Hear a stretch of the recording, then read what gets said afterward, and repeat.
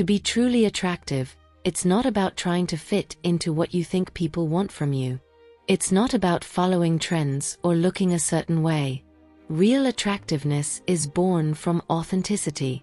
And what is authenticity? It's knowing who you are, accepting it, and being comfortable enough with yourself that you don't need the approval of others to feel valuable. It's about walking into a room and knowing your worth without waiting for someone else to tell you. When you are secure in who you are, you exude a confidence that is magnetic. People are drawn to that kind of energy because it's rare and refreshing. Being secure in yourself is the core of attractiveness. A confident person is not desperate for validation. They aren't constantly searching for approval from those around them because they already know their value. Confidence is that quiet inner voice that whispers, "I am enough," no matter what the world says. And when you embody that mindset, it becomes visible to everyone you meet. There's an undeniable glow that surrounds someone who is comfortable in their own skin. It's not about arrogance or superiority. It's a quiet assurance that says, "I know who I am, and I'm proud of it." But let's be clear, confidence doesn't mean you never doubt yourself. It doesn't mean you always have it together. Being confident is acknowledging your flaws and insecurities, but not letting them control you. It's about embracing all parts of yourself, even the parts that feel broken or incomplete. In fact, true confidence often stems from those very imperfections. The people who seem the most attractive are often the ones who have faced struggles, overcome challenges, and still stand tall with grace and self-assurance. On the flip side, you've probably met people who try too hard to fit in. You can feel their desperation to be liked, to be seen, to be validated.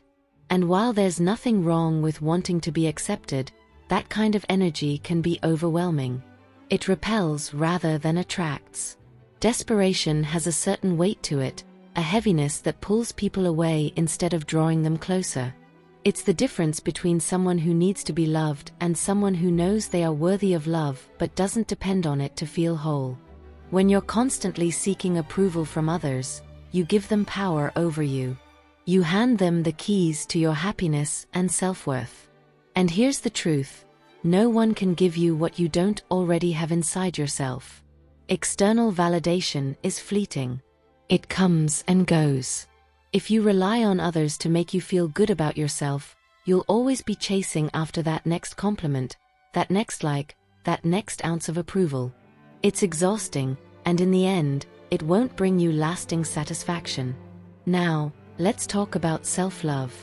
When you truly love and respect yourself, you set the bar for how others should treat you. You don't settle for crumbs of affection because you know you deserve the whole cake. You don't beg for attention or force connections. You let things flow naturally because you trust that the right people will gravitate toward you when you're being your authentic self. You can feel the difference between someone who is genuinely secure in themselves and someone who is putting on a show. It's not about being loud or demanding attention.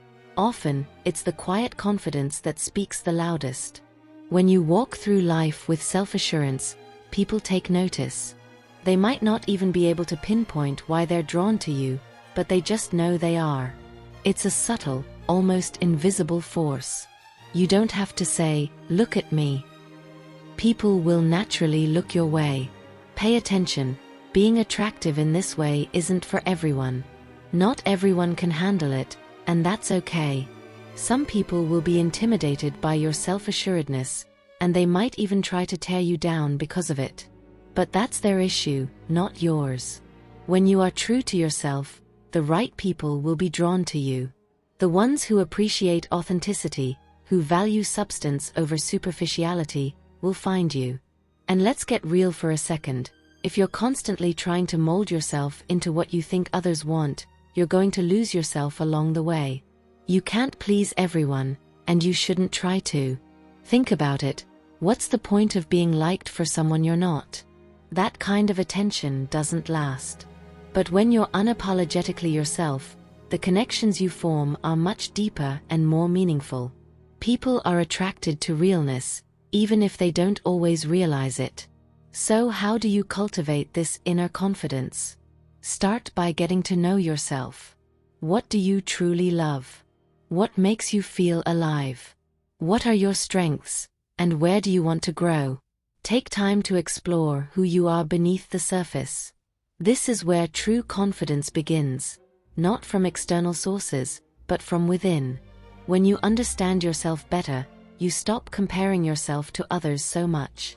You realize that everyone is on their own path, and there's room for all of us to shine. Being attractive isn't about perfection.